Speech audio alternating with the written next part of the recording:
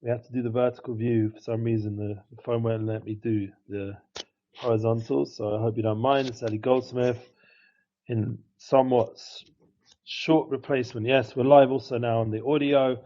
The Zera Shimshon weekly class, we're keeping it going. Parshat Bereshit. We are in the Sakkal residence, the Koach here, the Koach Zera Shimshon. And everyone can go subscribe, follow at the Zera Shimshon. It's a new time period.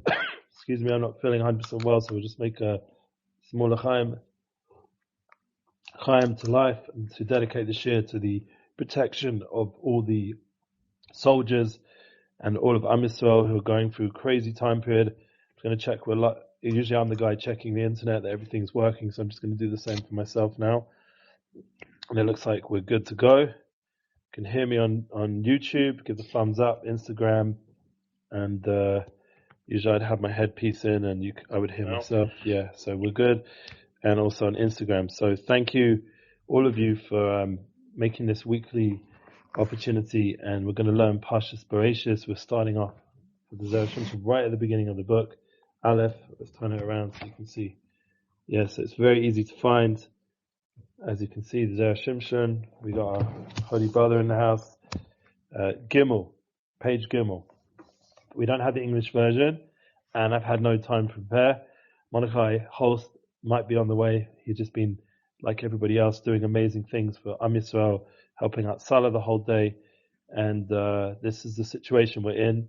And rather than not have a share, the blessing is we do have a full episode of Shorts up with Charles Sakkal. We managed to squeeze in a beautiful session together. It was really amazing. If you see my eyes are distracted, just because I'm making sure that it's working on all the platforms. I can see on Instagram as well. We're good. Beautiful session together. Wonderful. I have my thank you Hashem hat, just to say thank you Hashem that we're here, we're alive. We've gone through a tremendous Zara, a difficult time. And we have to thank Hashem that, we're able to learn Torah in the Holy Land and do this together. And not take for granted these opportunities. Everyone out there, please pray for all the soldiers, and specifically my own son I'm dedicating to Baruch Yitzhak ben Masha. We dedicate this class also to Shaul ben Rochel, aka Charles. He should be able to make it back here with his family, healthy and safely, back in the Holy Land.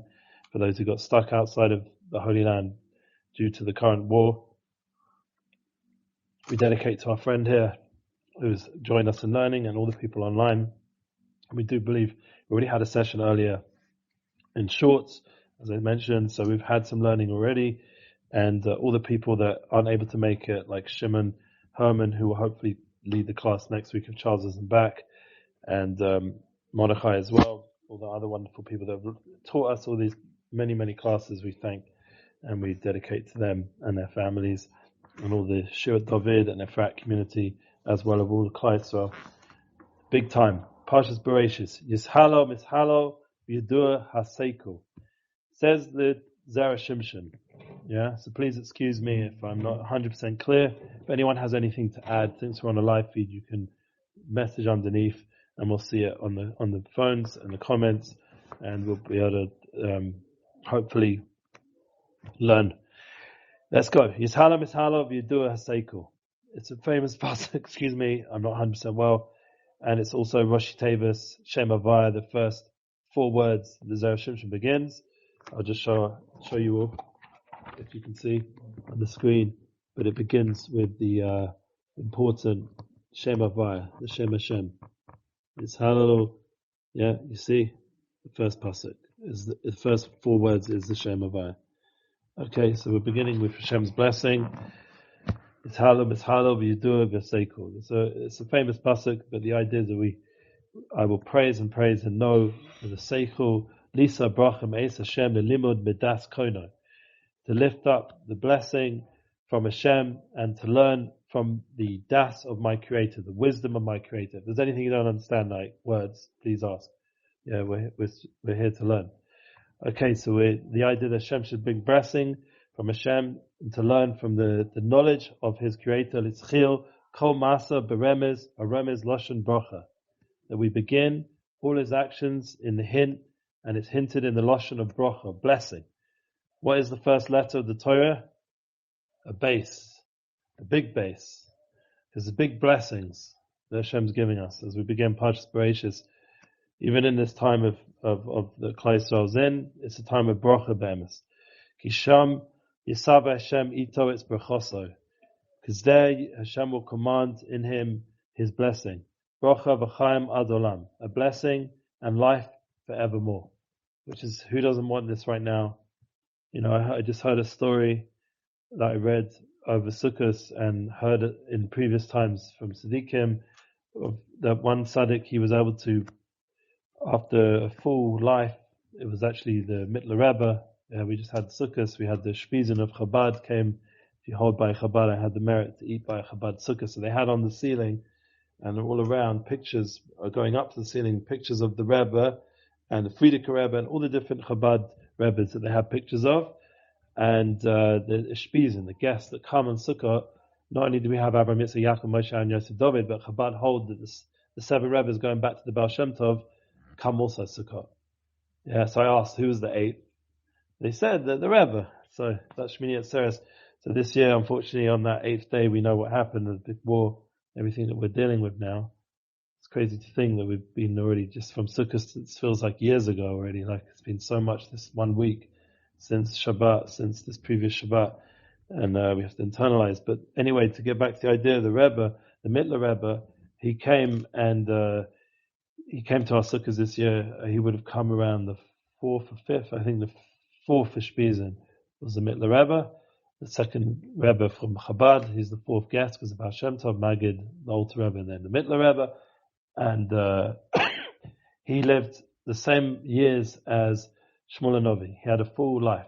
Yeah, he was born on the same day that he passed away. It's a very holy thing when someone's born on Zayin Adar like Moshe Rabbeinu and passes away on Zayin Adar like Moshe Rabbeinu. So we see from the idea that a tzaddik is born and passes away on the same day. The Mittler Rebbe had this blessing, and he also lived the same amount of years as Shmuel Novi. He had a very full life.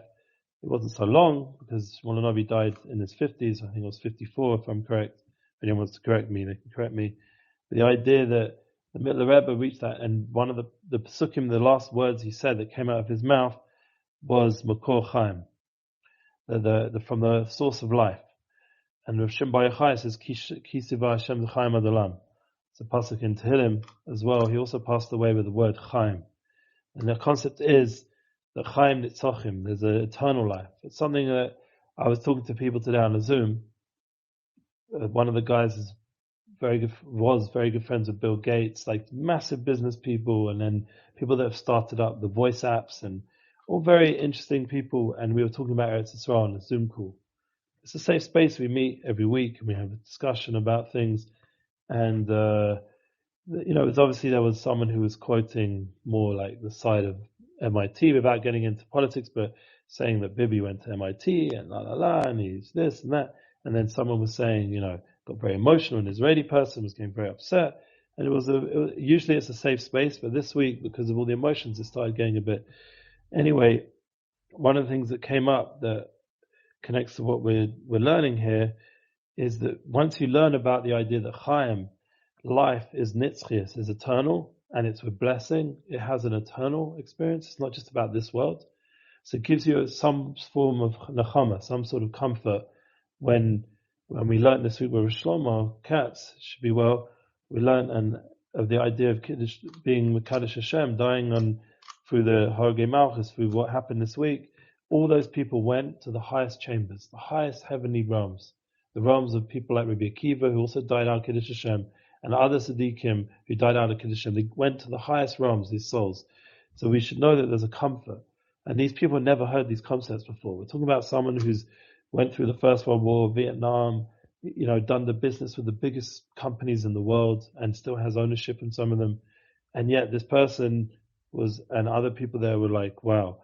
They were all like interested in this concept. Maybe they never heard that someone who'd been killed this previous weekend or everything that's gone on, they'll be going to the highest realms in heaven. They didn't know this concept. There is a comfort.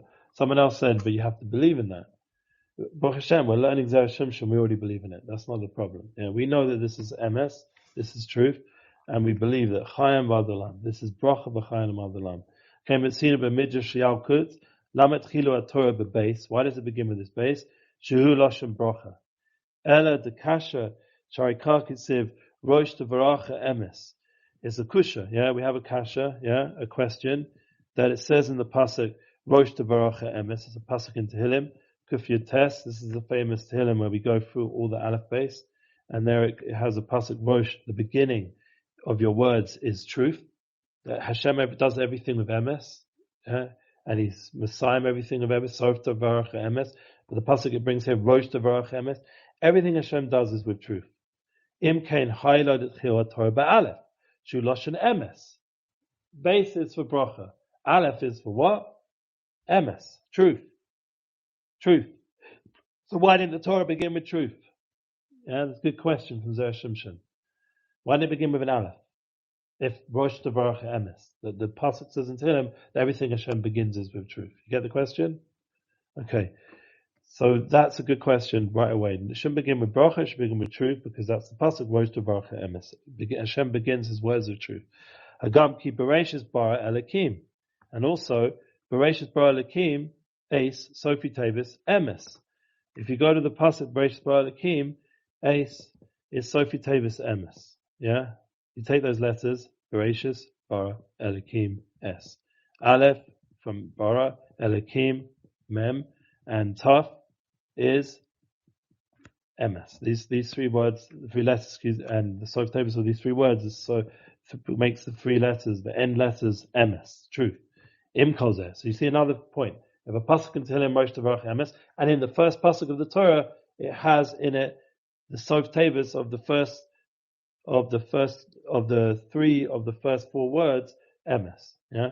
So if we Tavis Emes, Im Kozeh. Ha'min aroi sha'osa rishona shel Torah tai be'emes. Kedei lekayim rosh tevaracha emes bedafka. Af ki yatchil beveis shu lashon bracha. Im kalzeh eidim is kayim rosh tevaracha emes. So im kalzeh is not mekayim the idea of beginning with emes. You could say, at least it's got the Sophie Tavis, but then begin with the letter of emes. Yesh lama darminan b'midrash rabba. We're going to get an answer now. Yeah, it's going to bring a. You got the question. Yeah, it's very important to get the question first. It should have begun with an Aleph. Torah didn't begin with an Aleph, because Aleph is Emes, and the pasuk in Tehillim, and even within the first pasuk is talking about Emes. It should begin with an Aleph. Why base? Why with bracha? Yishlama Darmina b'Midrash Rabbah Parshat Tazria. It says in the holy Midrash Rabbah in the Parshat Tazria. Yeah, Vayikra Rabbah. I think Evan Shlema Sedek Yeloch. Yeah, that you should have an Evan Shlema. Evan Shlema. A stone, like a perfect stone, a Sedek Yilach. It should be to you. So meaning when you do your weights and measurements, it should be with the perfect tools of measurement. So you shouldn't overcharge anyone, you understand? Because back in the day, how did they measure money? They didn't have a whole system of, financial tools that we have nowadays. They had weights and measurements, and they measured gold or coins, and that was how they made payments. So the stones had to be shalem, had to be perfect, shlema, besedek yilach. And that's how where the Torah wants us to do business, in the most straight way. No overcharging, undercharging. Im asisa kain, yilach, there will be to you, Malisa, Malite, Malakach, Malimko. What will you lift? What will you give? What will you take? And what will you sell? Shabrachis mevachis es balayan. There will be blessings from blessings on the balayan, on the owners of the business. Kain la'efer aklas makalas es balayan. Yeah, that's loy yalach. That's when he does not do it with straightness. So if you do it, what's going to be to you if you do it? Yalach, it'll be to you. It'll be blessings. You'll have abundance. You'll have loads of money, as they say in England. Yeah, but it'll be, it's like an English joke. There was a famous comedian who said, "Loads of money." Yeah, there's a famous comedian. I don't know. That's where I come from. Excuse me. We're just going to share this share on Instagram to all the people that we're connected with. So excuse me for a moment. I just don't want everyone to miss out. And it takes 2 seconds to do it. Usually I do it myself, but I'd show it to much more than this, but right now I'm just going to do it quickly because I want everyone to be included in the blessing of learning Torah, of Bereshit, the blessings that we get from learning Torah. So did that work? Let's find out in a second. It sends to everybody. Chaim everybody. The blessing should be to you. All you have to do, what does Hashem want from you? According to this Midrash, He wants you to do it straight. Business straight, and then there will be blessings. If not, if you don't do it, lo yelecha, there won't be to you. It'll be klala, God forbid, curse. The mashmakan she'im yisaneg ha'adam b'sedek be'emes. That we learn out from this, that if a person is the way he accustoms himself to do things with sedek and emes, like sedek, what I would say is sort of the translation, how you say sedek. It's like shari sedek, like the idea of justice, the gates of justice, like with judgment, true judgment, and emes and truth. Yeah, you have to do things honestly and truthfully. Tiei lo bracha, there'll be to you bracha. The imlav hasashom lahefech im kain shaper kamakra rosh tavacha emesh zichel beveis shu loshem bracha. So then it's good to then say that the pasuk rosh tavacha emesh zichel beveis shu loshem bracha, because what would be to you? The bracha. Why? Because you're emes. Lefi jezu einu nitna ela lemisha dava emes v'lvavo v'dava etchil beveis l'shmeinen ta'ela she'elanu b'dava emes. Yeah. So the whole idea that you get the bracha, the base, is because you did the emes. I don't know if that answers up. I'm a little bit like trying to figure this out. Meaning you're only going to get the bracha if you do it with emes. Remember, Zera Shimshon is difficult, yeah? And I didn't prepare it properly. Every time I opened it up, someone came to talk to me, and this was going on day after day. So I just wasn't zoicha, and there's so much going on emotionally, and people need to talk. So I wasn't able to get it, but we'll try now, with Hashem's help, that we're doing this live, and that the people who would usually give over aren't here. The Rosh Tavacha Emesh Etchil B'Veishu Loshem Brocha. So it's interesting. Shapirka Amakra Rosh Tavacha Emesh Etchil B'Veishu Loshem Brocha Vishazo Eina Nitna Ela Lemisha Dova Emes Levava. So meaning you're only going to get the bracha if you speak truth in your heart. Because with business, really, what does it come down to? Let's try and explain. When you're speaking truth in your heart, that's the key. It's about what you want. It's about, like, say, Charles always gives us that chizuk that, you know, he does things properly, he does things lefi Hashem, and then he gets blessings in his panasa. He always gives over those kind of stories, yeah? So he does tzedakah, he helps this organization, then he gets bracha in his Torah, yeah? That's the way Charles gives over his and lives, yeah? No, we're not embarrassing him if he hears this, but the concept is that we have the ability to do business in a straight way. And part of that is not only doing things fairly and honestly. For example, I just lost a deal, big deal, because the war. And, Nissan Black, who I work with, can't travel now. So he's here in Eretz Yisrael, and the tour's cancelled. And the right thing to do is to return the deposit and do everything straight. It wasn't even like a question. So we gave back the letter and we'll return the deposit, everything, Shalom Yisrael. But there are some people who say, but it was because it came from some heavenly thing and otherwise we'd be there, so we're going to keep the deposit.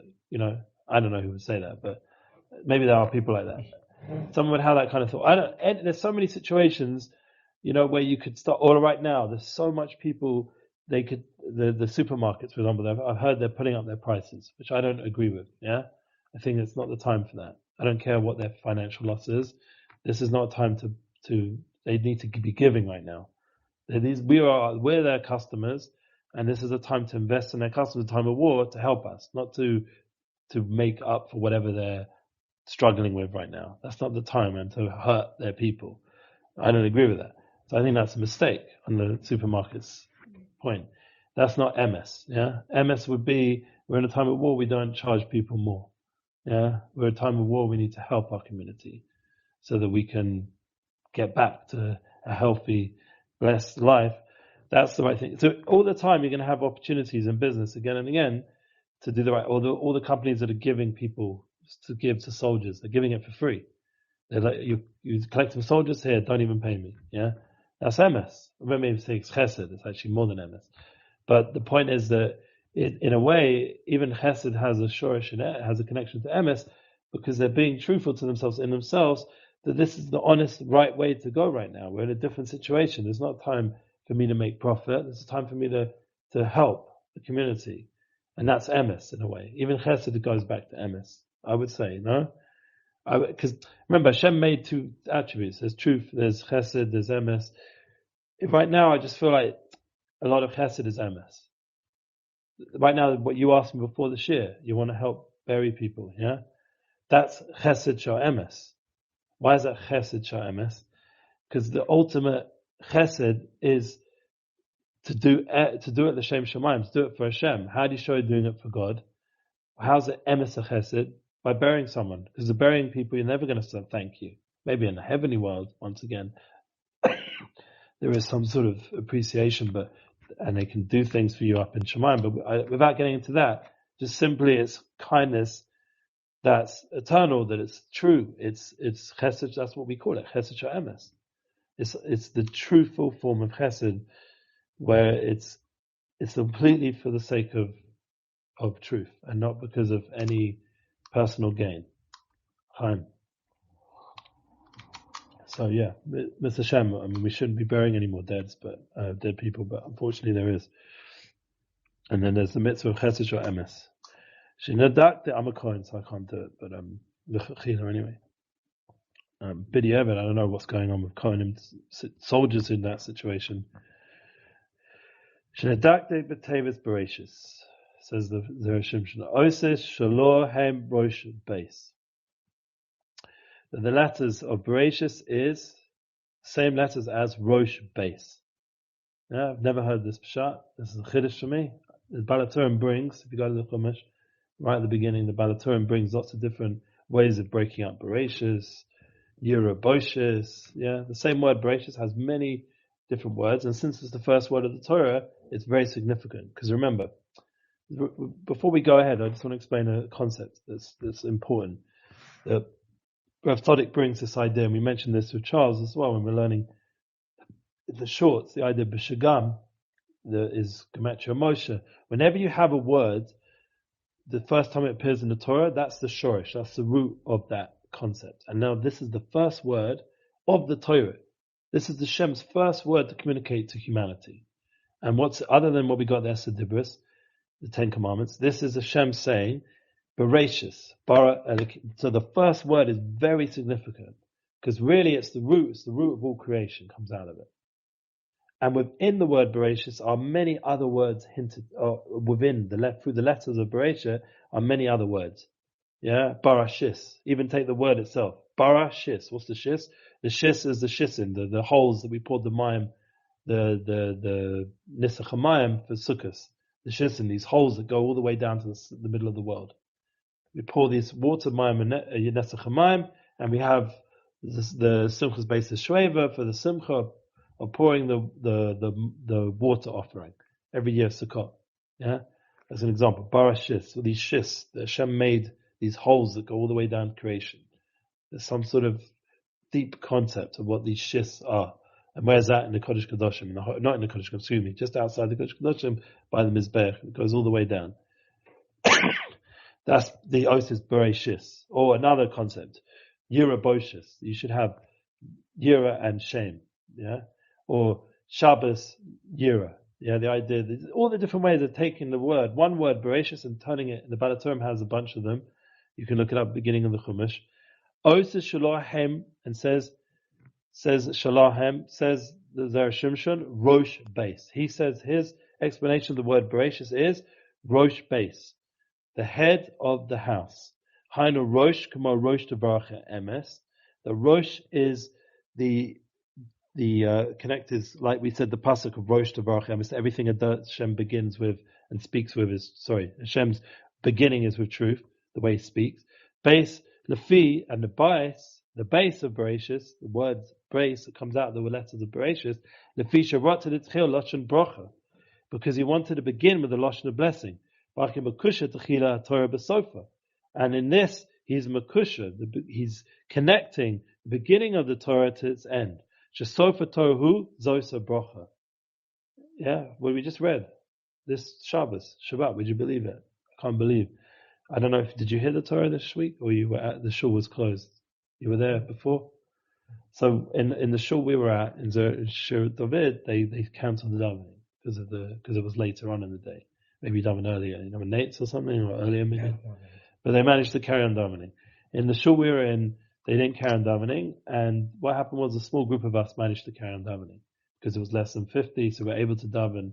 And even the Rosh Ha'ir, the mayor, came in and saw us davening, and Rav Shlomo as well, and said, if it stays this number, carry on, but make sure you get home as soon as possible to check your phones because of the security situation. This was Shabbos, Yom Tov, Simchas Torah, Shmiyah Seres, one of the holiest days of the year, and this is the way we're dealing with it. But unfortunately, we were forced because of the sakanas and the nefashos, the danger to life. Nevertheless, we managed to read the Torah in that quick of a minyan we had. We didn't have koffers, we didn't dance, but we read the Torah. We read Zosa Bracha. We did the whole sefer of Zosa Bracha, and I think they managed to do it as well. Mincha time, I was there for those who weren't in that minyan, and also we read Bereshit as well, the Lisa and Mincha. Kloma, and in our minyan we did the whole of Bereshit. We even had a Chosin Torah, Chosin Bereshit. We managed to do the Mishaberach very quickly. Kloma lama letchil Bereshit b'shvil Zosa Bracha. So the end of the Torah, we just read the Shabbos, is Zosa Bracha, and it begins that same day. We start Bereshit, and because it was Shabbos, we even read the Aliyahs of Bereshit and Mincha. Yeah, so we read Bereshit, the first 7 days of creation, and we did the Aliyah of Bereshit, the first three Aliyahs of Bereshit, of the first 3 days of Bereshit in Mincha. So it goes Zosa Bracha and then Bereshit. So Lama letchil Bereshit b'shvil Zosa Bracha. Because remember, the Sofer Torah is Zosa Bracha. The end of the Torah is this is the blessing. And Klomar, as if to say that why we begin the Bereshit, because what? Because of the Bracha. We begin, so the end is with Bracha and the beginning is with Bracha. What's the Bracha? The beginning, the base of Bereshit, or Rosh base, which we just said Bereshit is the same letter as Rosh base, is Bereshit. And we end the Torah with Zosa Bracha. This is the blessing. So we're ending the Torah blessing and beginning with blessing. Now, before we go ahead, and we're doing the best we can. Once again, I'm not like the Chila person to teach this, and I haven't had time to go over it. But nevertheless, I want to explain something. What does bracha mean? Bracha is the concept of breika, of overflowing. It says brings in Sfarim. It's the idea of abundance. Yeah, it's like an overflowing spring of water. Of Hashem wants life to be bracha, wants it to be overflowing. That's the Creator. He's a no-sin. He's a giver. So He's giving us the Torah with bracha, with blessing. He's ending the Torah with bracha. He wants life to be filled with bracha. Yeah. So we connected it already here now to honesty in business. We'll bring that bracha. We connected it to the remez in the Torah. Bereshit is Rosh bias. It begins with a base, which always says bracha, not with an aleph, which is emes. But even with emes, there's hinted because you're only going to get the bracha through being emes, by how you do business, or emet, let's say, for our Sephardi friends, the idea of emet, of being true. And the concept of the Torah beginning with a base and bracha goes very well with the end of the Torah, which ends with Zos HaBracha. This is the climax of the Torah, the whole parsha about the blessings of Moshe to Am Yisrael. Okay, so now we're going to go a little bit more. Amnan, Olam Midrash Hanal, Yesh Ledakdek. I wish like Mordechai would come and save me, or somebody, but we'll do the best we can. It says in Midrash Hanal, with Hashem's help. And now Yesh Ledakdek, in the schus of once again of all the soldiers, all the people out there doing chesed, everyone should have Shmer Eliona, heavenly protection. And that includes even our friends in America. Everyone needs nowadays heavenly protection, the whole world. I made a comment the other day. They talk about doing all these projects for teenage at risks. You heard this idea? Teenage at risk. We have to build this program and help them, and you need all this extra counseling and learning partners. And I said to the shul the other day, Shul David, between Mincha and Marav, I said, honestly, in my opinion, we're all teenage at risks. Everyone's at risk nowadays. We all need help. We all need counseling. We all need support. We all need learning partners. Everyone needs that extra help. Fun programs to do to keep us in a good spirits. Everyone is at risk, without getting into the details of our generation. But, just the challenges of 2023, now 5784, and all the more so now with this war, everyone's sticking to their head not to the bottle, but to the phone, yeah? Because every second, got to check another thing. Or the other day when I was like, all these warnings going off that there was sirens and it wasn't even real, yeah? It was some sort of warning. Even though my son, who's up north on the border, said there was stuff going on there with the drones and terrorists trying to get in, but it wasn't like they were bombing all of the north. That was not happening. Or when the whole of Israel had to go on a bunch. That was a mistake. So the concept is that in our generation you see it, we're all at teenage at risk on a certain level because we're all being challenged, we're all being tested. Everyone is. It's not just the people who have a teenage challenge of being young and with the challenges of youth, because the challenges of youth are real. Let's not deny it. Yeah, I always make a joke. L'chaim, I'm not feeling 100%, so I just need to keep my l'chaim to clear my throat. But the idea that I always used to say, Shalom Sunny teenager. Thank you Hashem for not making you a teenager. Because it should be, I say about also being a rabbi, Shalom Sunny rabbi, because it's a big responsibility to be a rabbi in this generation and all the headaches and challenges that we get by being a rabbi. So I add that on, Shalom Sunny rabbi. Yeah, thank you Hashem for not making me a rabbi. Yeah, that's a real thing. So all of us need to realize that we're all at risk, and at the end of the day, this is our challenge, but also our blessing. Because I truly believe that with as challenging as this time is, we're beginning at Parshat Bereshit.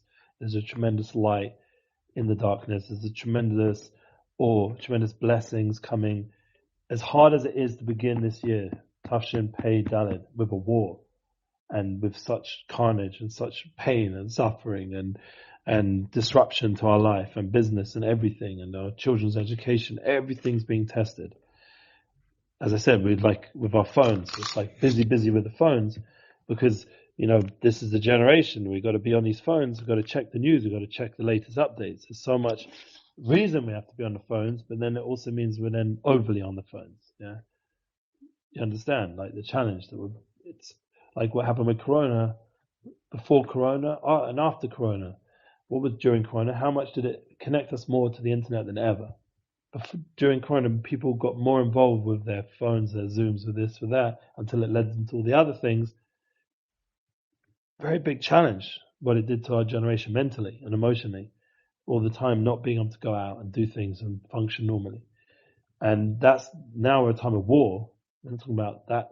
This is before Simchas BST, before Simchas Torah, and there's going to be after Simchas Torah.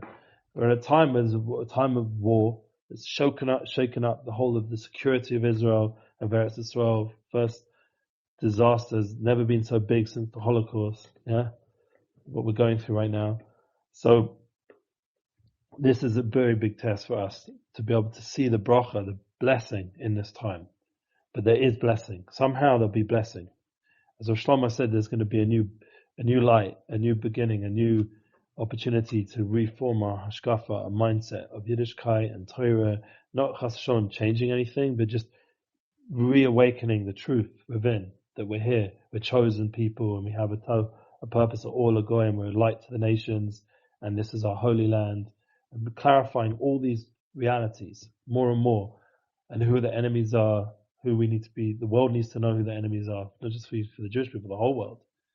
And getting clearer and clearer, getting more strong in our understanding of what life's about, and that will bring bracha. Because as we said here, it will go together with the emes. The emes will go together with the bracha, and the bracha will go with the emes. And the more we clarify, the more truthful we are, the more we'll have bracha. And this is a very painful way of waking up and getting to the truth, but this is nevertheless bringing us more and more clear who we are and what we're here for, our purpose in this world, and that will bring tremendous bracha. So really, it's a painful way to do it, beyond painful, it's beyond words, but it's going to get us to the bracha, and Hashem's bringing us to a good place, even though right now it doesn't feel that way. Amnon, Al Midrash Hanal, the bottom of page Gimel. We haven't even done the page yet. Forgive me. Yeah, it's the Yesh Ledakdek. We're on this Midrash. We're going to go into the explanations. Perek Ches de Yoma. It's in the 8th perek of Yoma. Arminan, Tanya, Amar Rabbi Yossi, Bo, V'roa, Shalor, B'midas HaKodesh Baruch Hu, Midas Basav Adam. Says Rabbi Yossi, come and see that we are not like the midah, the aspects of HaKodesh Baruch Hu, Midas Basav Adam. The aspects of midas, like the characters, traits of flesh and blood. There's a big difference between Hashem and humans. Yeah, we agree? Yeah. What he's going to explain? Adam maknin etz chavero, yored imo ad l'chayav. Okay, this is where I might need a Gemara. You want to bring me a Gemara? A Yoma. It's Masechtas Yoma. And it's, I just don't want to get it wrong. It's the 8th perek, so it's going to be the 3rd section, probably, because that's near the end of the Gemara. Thank you, very good. Yoma, near the end. Perfect. Take this one back. Amazing. Thank you for helping me. Perek Ches. It's 8th perek, and it's Daf Ayin Hey Amid Aleph. So rather than me botching up the translation, let's read what it says here. Thank you for your patience, everyone out there who's listening. Okay, says the Gemara. Tanya, it was taught in Brisa. Amar Rabbi Yossi said, come and see how unlike the characteristics of the Holy One, blessed be, and the characteristics of a creature of flesh and blood. The characteristics of flesh and blood, he vexes his fellows. So I wouldn't have known how to translate maknit. I sort of understood it meant like stocking his friend. I was going to say that, but I wouldn't have known the word vexes. Someone just said, Hashem bless you, dear Rav Eli. Thank you very much. And Zevi also gave a thumbs up, so I appreciate that. Okay. He vexes his fellow. You guys are doing the right thing, being nice to me. I appreciate that. But this guy is vexing his fellow. He descends upon that person's livelihood. However, the Holy One, best be, is not so. She cursed upon the serpent that it should eat dust. And nevertheless, when it ascends to the roof, its food is with it. And ascends below, its food is with it. He cursed Canaan. And nevertheless, he eats whatever his master eats. And he drinks whatever his master drinks. Isha, God cursed the woman. They all run after. And he cursed the ground. Yet all are sustained from it. That's an interesting one with the woman. What's Pshat with that? Yeah, we know he cursed the woman, but what's Pshat? Because Eve spilled the blood of the world, yeah, when she enticed Adam to sin on the first man, this week's Parsha, Shkacha Pratis. God decreed that all women experience a monthly discharge of blood. However, since God could have ordained that the blood egress through the nose, in which case so would not contaminate her with a menstrual tumor, but only weaken her. Nevertheless, so as a part concomitance of goodness to the curse, God knows that the blood exit from below, Tamid prohibited to her husband on a regular basis. This recurrent separation only serves to renew continuously the husband's love and desire for his wife, thus all run after her. Ben Yoda. Beautiful explanation, wow. That's Ben Ishchai, Ben Yoda. He explains, maybe we'll just leave it open because we don't know if we might need it. The idea that the Ben Ishchai is saying that really the curse, even then, once again he shows it, that all would run after her because he gives the idea of Taras Mishpacha, family purity laws, which the woman has a cycle and that renews the relationship. So that causes the husband to want her again and run after her. Yeah. Let's read the words inside the Zera Shimshon. Adam Makni says, he's vexing his friend. Yodim Ad Lachav, he goes after his panasa, but Koach Baruch is not like that. Koach Baruch not trying to take in his panasa. So I want to say something from Gedalia Fenster. You ever met Gedalia Fenster or heard him? I had the merit to stay in his house many times in Miami and hang out with him in Yerushalayim. He's not really a guy who hangs out. We actually did some pretty important stuff together, but we ended up doing a shir. I mean, he did the shir, but I was invited to the shir and helped bring a lot of people there in Yerushalayim, and we also have spent many times together in Uman. Oh, we have a real rabbi here. I'm not yet a rabbi. You want to give over? You prepared anything? I didn't prepare, but if you have an English, we don't have an English. There's no English. No English Bereshit. We're making it. We're actually doing all right. Is that okay, Larry? Yeah. You say we're doing okay? I'm making sense. Yeah. No gibberish. No Yiddish, a little bit. No, so I thought last year he got English already from Bereshit. I didn't see it here. If you can find it, we'll use it. Well, I just what said about where they have it from the top? Oh, it's only from 1 and 2. excuse me. I was in a story. I'll tell you a story. Yeah, go for it. With Yechiel. Yeah. Is that who Yechiel or Johnny? Yeah. The idea that Gedalia brought down that people who actually build people, for example, Charles, he's Syrian, and his community is Syrian, famous community in Brooklyn, Dill. I've been there myself. Also, I've stayed there as well. Beautiful people, not with Charles, but with people there like Charles or that kind of community. And their mindset is amazing. They're kind, they're giving.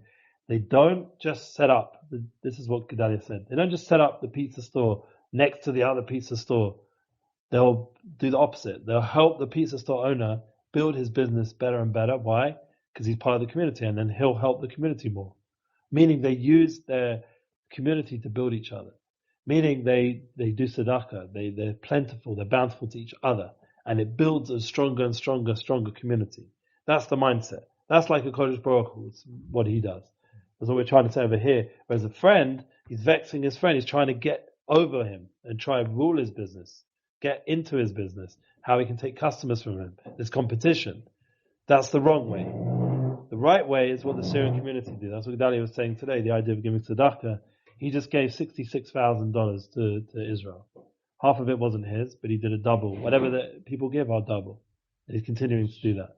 He just gave to Israel to help the cause here. And he's an example, him and his foundation, of people that are doing tzedakah, because they understand that tzedakah charity, building other people, is what it's about. Whereas the general way of Basar V'Dam is to destroy other people, business-wise, to dominate. Yeah? That's the general Basar V'Dam. But Baruch Hashem, we have a Torah Kadosh that helps us be otherwise. Amen. So we're learning Torah Aleph, page Gimel, right at the bottom, and we're discussing how Hashem began the Torah with base, with Bereshit, with a base which is Bracha, Lashon Bracha, and the kasha is Sof Devarcha, Emes, Rosh Devarcha, Emes, the Rosh Devarcha, Emes, the Torah should begin with Emes, and yet it begins with Bracha.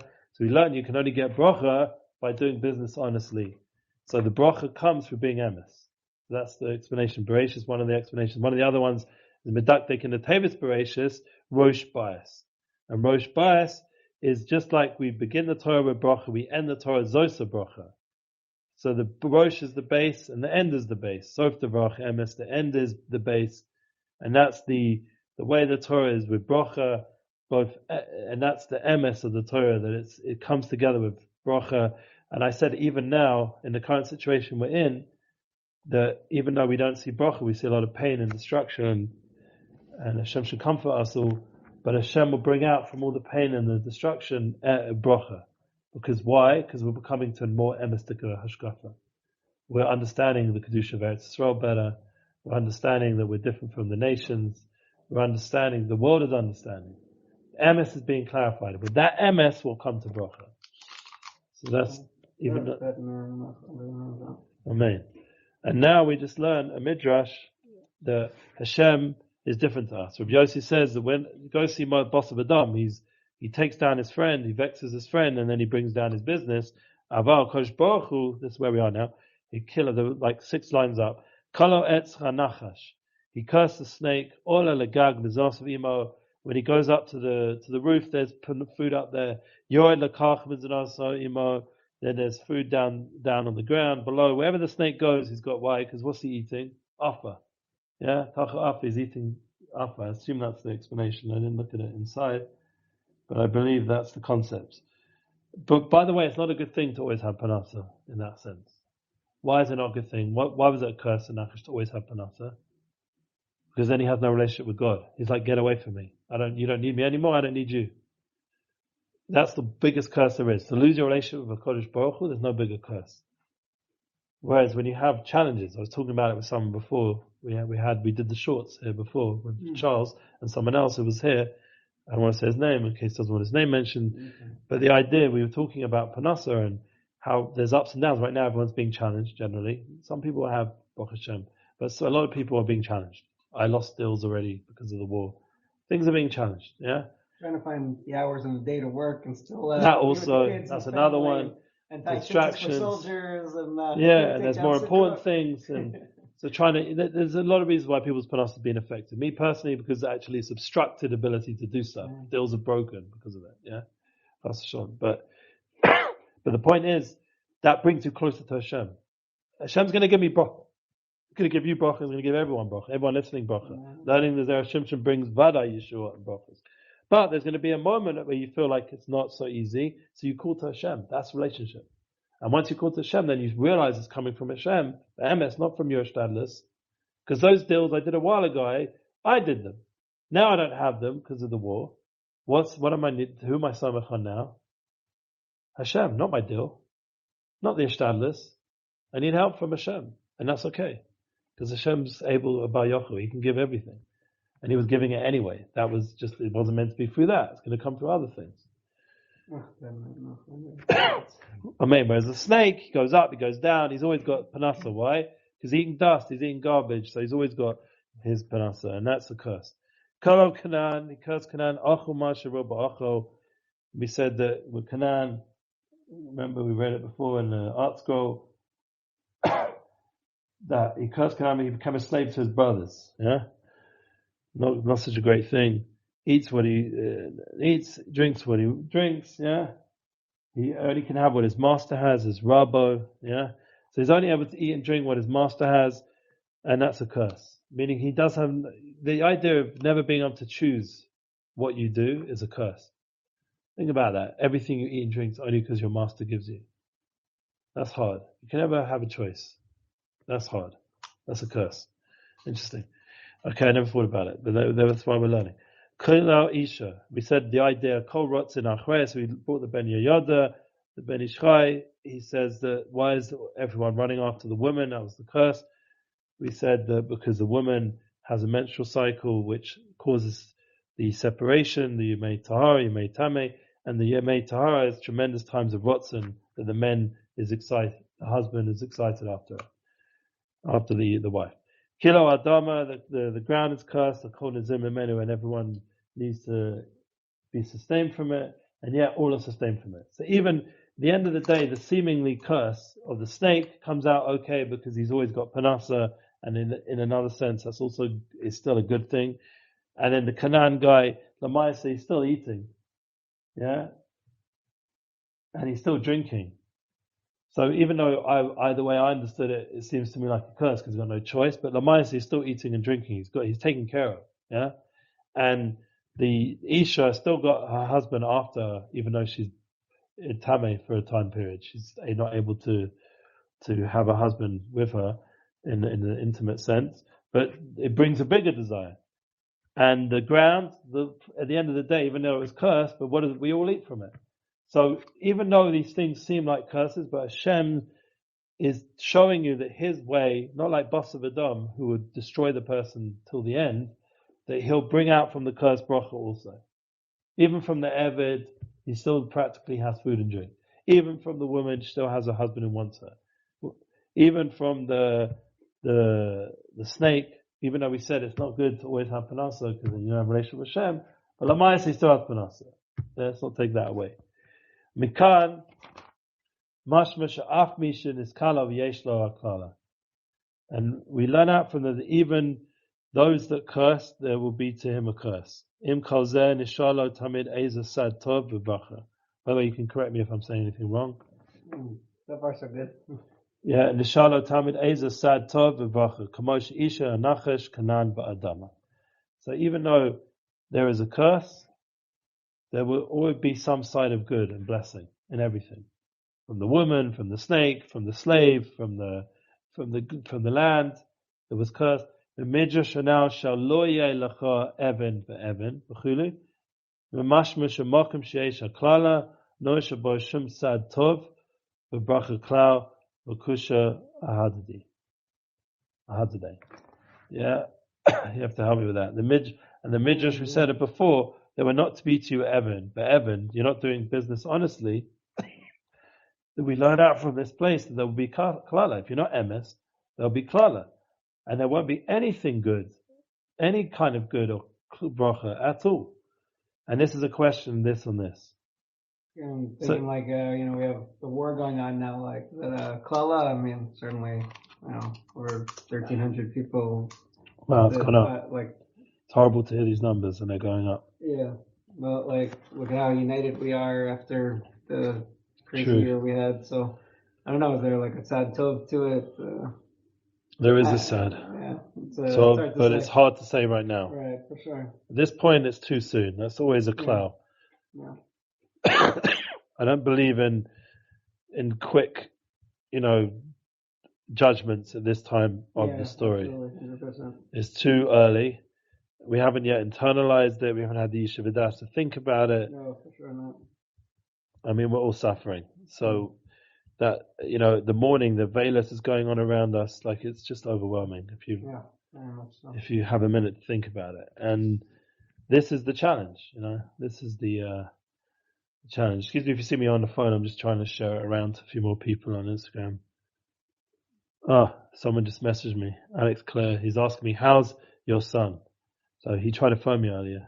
Alex Clare is a famous singer. Oh. Just messaged me now. Whoa. And that's because I just sent him the shir. I want him to join it. Join the shir, Alex. Wow. The idea that, I'll phone him afterwards. He cares about me, Baruch Hashem. He cares about my son, Baruch. So Ben Masha, we're dedicating to him. He's on the front, as well as all the other soldiers. Okay, so we did well with this Gemara. I think we're going to go ahead and we're going to try to get through as much as this Torah. It's pretty long. I didn't actually anticipate how long this is. So I don't know if we'll ever get to the end. Right, at least not today. No, we could maybe. I don't know tonight. Probably not tonight. There's too much going on. Yesh Loma. So we're going to have our friend Yechil is going to help us out. Yesh Loma da Amran beperek kama da avodah zara. We're going to go to the first perek in avodah zara. Daf Dalid Amud Beis. Torah ksiv bo emes. Torah is written in it is emes. Ein HaKadosh Baruch Hu oseh bo lifnim b'shuras hadin. Yeah, there's no way that Hashem is going beyond the law. Din v'lo kasiv beit emes. Then it didn't write; it wrote emes.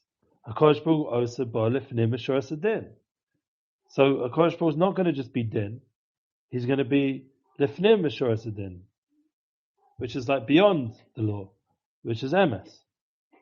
This is wow. So we need to get the Gemara because I need to say it inside. It's avodah zara. Make sure I got it right. Avodah zara. So you need to know Shas to know the Zera Shimshon, or prepare, which I didn't have time to do either. And I don't know Shas. I mean, I've gone through Shas, but it doesn't mean Shas has gone through me. That's the big difference. Okay, great. You can put that one back. Thank you, sir. Daf Daled Amud Beis. Okay. Thank you, Art Scroll, for making it so easy for us nowadays. Okay, we have to find the Gemara now. The Gemara begins Torah diksiv by emes. It's quite a big daf as well. Thank you, Hashem. And if I knew Torah about Peh, I would know where it is without having to do this, but everyone here is very patient. Okay. We're going to find this in the Gemara. The idea of Torah and emes and not din. It's a concept. We need to make sure we get. Here we go. Yiboya Seymour, or if you prefer, L'olam Lord Taper, really do you not reverse statement? Torah diksiv be emes. However, during the first 3 hours, God is occupied with Torah study about what is written truth. Diksiv emes konev al timko, purchase truth and do not sell. Ein HaKadosh Baruch Hu oseh lifnim b'shuras hadin. Well, you have to see it inside because it's a different Gemara. It's not even the same as the Zera Shimshon. I mean, he obviously paraphrased it. The Holy One blessedly does not go beyond the boundary of strict judges at that time. Then, v'lo kasid bei emes. During the second 3 hours, on the other hand, God is up for a judgment about which the term truth is not written. HaKadosh Baruch Hu oseh lifnim b'shuras hadin. And does sometimes go beyond the boundary of strict judges. Then is more disposed to extend mercy.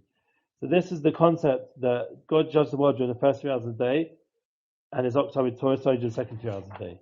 So the first 3 hours of the day, which, funny enough, Hashem Shemona was when this whole Maisa happened. Yeah, Shabbat. Oh yeah, sure, right. First 3 hours of the day, 6:30, was around Nates. Yeah, and that's when the first missiles went off and they invaded, and that's the time of Din. The second 3 hours of the day, we're all in Shirat David, davening, and those who manage to stay or go home and do the right thing, and that's the time of that Hashem goes beyond the boundary of strict justice. Next 3 hours. I'm trying to think It'll be around 9:30, which is right, when we that was were right when davening. the first siren. The first siren was like 9:50 or something. Yeah. No, wait, no, the first siren was around 9 o'clock. Yeah, it was already earlier. There was one Right, at yeah. 6:30, Right. and there was one at 9, and that ended. And then we were able to daven. We davened the full davening after that. After the first two set of sirens. Should have to be continued? I thought that was down. They cancelled the minion. I explained to our friend here and online. We cancelled the minion, and then a small group of us stayed. Oh, wow. The Bochum had nowhere to go, so they stayed, and there was a small cover of us, and we had a full davening with Chatan Torah, Chatan Bereshit, did everything. Oh. The only thing we didn't do was our kaffers, and we davened quick. Right. The mayor came in, Rosh Ha'ir, Rosh Shlomo came in, said keep it short, keep it sweet, keep it. If you make the minion bigger, there's no kedusha. It's only in this situation. Carry on. Oh. Big boys, it's your responsibility, not mine. Yeah, I ended up switching to. Huh? I wasn't at Shirat David. You found a shul? So I was up the hill. I was in Mishkan Sipara when the first siren went off. And then I went to see what was going on in Zayat Ranan because they were switching the order and they were going to do the Aliyot earlier. So and then I was there for the second siren. Oh, wow.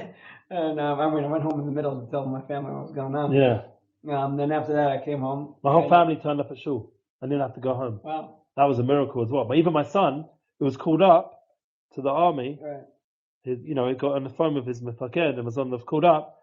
He got in the car, never broke Shabbos like that before. I mean, he's broken Shabbos because of Koach Nefesh, because he's in the army, but never got in a car and drove. He got in the car and drove up the hill, got a bracha for me while we were in the miklat, in the Mahmuds, because the siren was still there from the siren.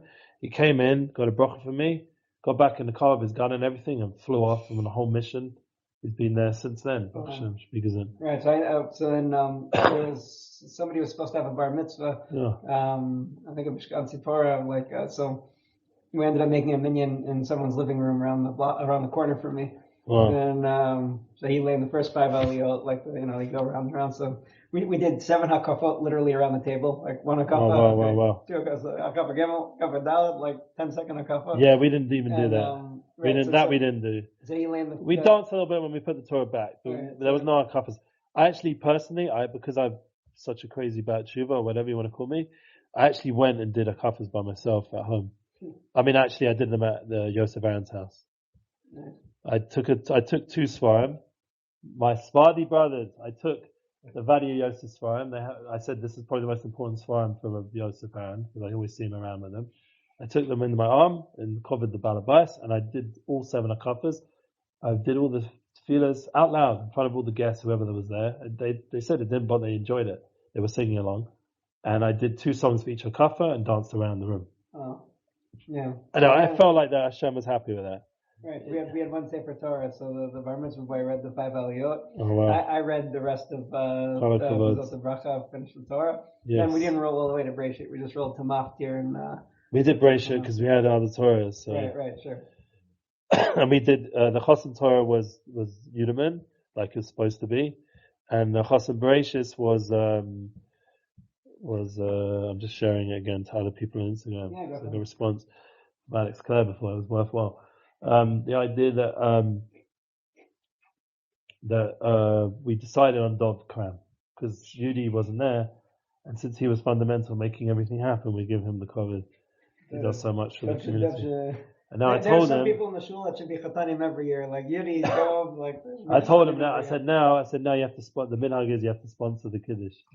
That's the Shabbos Bereshit. That's the minhag. I'm sure he'll be more than happy. happy. Since it's Chosim Bereshit, he has to sponsor. I'm sure he'll be more than happy to sponsor. Yeah. Amazing. So we turned a very painful day, a difficult day, and it's at least within what we could do into some sort of bracha, even though inside we didn't feel that way. Chaim. Fine. Baruch Hashem, everybody found some light. Yeah, there was some light, even though it was incredibly painful and beyond. Plus, my son had a crash with the car, getting it to. Yeah. So what you posted. Yeah, and Baruch Hashem, that's fine. We're going to get that fixed. Hopefully Sunday shouldn't be too much of a story. So that even that wasn't such a big sub story. It was okay. And thank you Hashem. So let's go ahead in the Zera Shimshon. But in the meanwhile, this Gemara is a very deep idea. The first 3 hours of the day are judgment, din. The second 3 hours of the day are emes, and that's the Lefi B'Shuras Din. Yeah, so that it's above Lefnim Meshoras Adin is the idea that it's Lechein Yesh Behen Nami Sad Bracha, and there's also Bracha, which is literally what we just discussed. The first 3 hours of the day was a nightmare of Simchas Torah, and the next 3 people were still trying to figure out how to make up for the nightmare. Right, sure.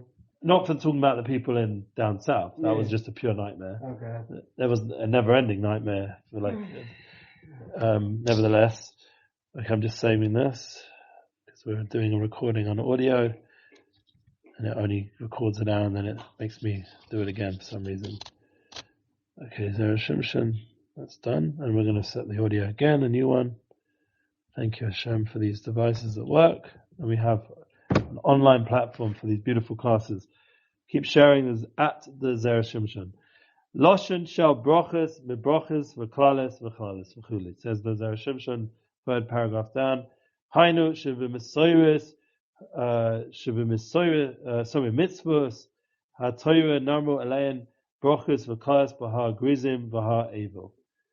So we know that from the mitzvos, ha-toyra, that it says upon them the brochas and the klalis, v'ha grizim, v'ha evil. Yeah, you'd have this picture in Sefer Devarim, is Pashas Kisavo, Osa and a bracha, mebrachas lefisha Osa a mitzvah, v'klalis la'ova aleh. So we have 2 sides of the mountain. We have one mountain, Har Grizim, the other one, Har Evil. One is a mountain that they're saying brachas, and one they're saying klalis. And we're in the middle, Am Yisrael. And we're all saying Amen to both. Because in the end, the klalis is also from the Torah. We have to say Amen to it also, which is a little bit hard, but it is what it is.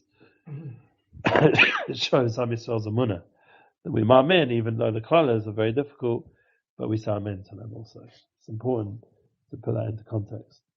Okay, Zer Yuvan Mash Amad David HaMelech over Shalom, says the next paragraph. Tehillim Kuf Yotes, we're getting a lot of Tehillim. We already had Rosh Baruch Emes from this parak of Tehillim Kuf Yotes, 119. Now we've got another pasuk. Mipikudecha, it's bonin al kain senesi ka orach shake. That from your, like, pikudecha is the idea of, there's a fancy English word for it. Pikud, we say Torah Hashem Tamima, Mashiv Navish, Ed Hashem, Ne'eman, no, where do we say Pikudecha? We have all the time Pikudecha. That's the one. Pikudecha Hashem Samchei Lev. And the idea of Pikudecha is ordinances, I think is the word. Is that the right word? Could be statutes, ordinances, I forget which is which. Ordinances, what? One is statutes, statutes, ordinances. It's a funny word, but we know Pikudecha means Torah basically, yeah? Because we have the pasuk that our friend Yechiel brought is the famous halacha on Tishba where we don't learn Torah because it's Samchei Lev. The Torah, the ordinances of the Torah make us happy. Pikudecha is bonen. The ordinances you shall misbonen, shall think in, by deeply thinking to them. Alkain Tanesi Kol Orach Sheka. And once you're thinking into these ordinances of the Torah, on this, therefore, I come to hate all the paths of lies. Yeah. For example, let's say it straight. We've learnt Torah. You've learnt Torah. Now take Jordan Peterson. They're now calling him. I had to bring this up this year. I had in mind actually to mention him. It should be a schus for him because he's doing a good job out there. One of our righteous goyim, I hold. He's recently Jordan Peterson. They're calling him. That's what they're calling him on Twitter. They're anti-Semites. Wow. They're calling him Jordan Peterson. Why? Because he's become, according to these Rishonim, he's become so overly pro-Jewish. They're calling him Jordan Peterson as a way of like making fun of him. What's the truth? That's really a praise. He believes in the Torah. He believes in the New Testament also. But like when it comes to like all the whatever, he like has says no. So he's done what all the Jews should do. What? Invest their mind and heart in truth. Yeah, 100%. He has come to Torah Misagim, Torah ideas that we can just take off a shelf, take off the Shulchan Aruch, take off Shas, and open up the Zera Shimshon. And he has done it through effort, through working his Goyish Akop and coming to understandings that only a Yiddish Akop really usually gets. And in that schus, he looks at this sheker of Hamas, Machshamam. He looks at their sheker, their lies, their falsehood, their misinformation, their real fake news, and he sees past all their lies, and they even show how evil they are. but they touch it, they understand it in a false way, that they see it as righteousness, God forbid, the opposite of it. And he's saying that the first tweet I saw after Shabbos, I'm not really a tweeting guy, and I usually never share nothing of tweet or X, or whatever they call it nowadays, formerly Twitter. So the first thing I saw after Shabbos from him was from Dr. Jordan Peterson, and he's saying, bring hell upon them, Bibi, enough is enough. He tagged Bibi and said enough is enough. Yeah? Well, he's actually tagged Netanyahu, that was the tag. And I shared that even into our groups on the frat people, and they actually deleted it, because I said, this is not the place for it. Because, it was like a stammer chat. It wasn't like a place for X quotes. But the point was, I still kept it on my status. And I think even the Chuznikim saw it there, I think. The Republicans in America are stronger than our government. Excuse me, sorry to say, but I don't know if he's Republican, he's Canadian. And right. He's just a truth seeker at the end of the day, without getting into politics. And so give him a praise. He sees the sheker. He's doesn't even have our pukudim. He doesn't have it like we have it. We have the shas, we have poskim, we have Kol Torah Kula in front of us every day. It's easy to access. You can go on your phone and all these apps. You've got the whole Torah. You can go listen to a shir. You've got everything. And the Torah, when we're misboning in it, should make us hate this path of sheker, of Hamas, and all these Rishoyim. It should make us hate it. Yeah. And then we have no confusion. If the world is misboning on Pikudech, or the truth of Hashem, then we won't have any connection to the sheker. It will be obvious to us that it's sheker and lies. The ma is boning, and what are we boning? Ma okain, the ma tizvuna, ma tam shayachan, halor krakitziv, midabe sheker tirchog. Says the famous pasuk in Shmos, from a word of falsehood, distance yourself. Don't be involved with the world of sheker. But odd, it says another pasuk, lo tichashu v'lo tishachru v'chulu. I think that's in Tazria Metzora, or maybe it's later on. I don't remember. In Vayikra Yud. Let's have a look.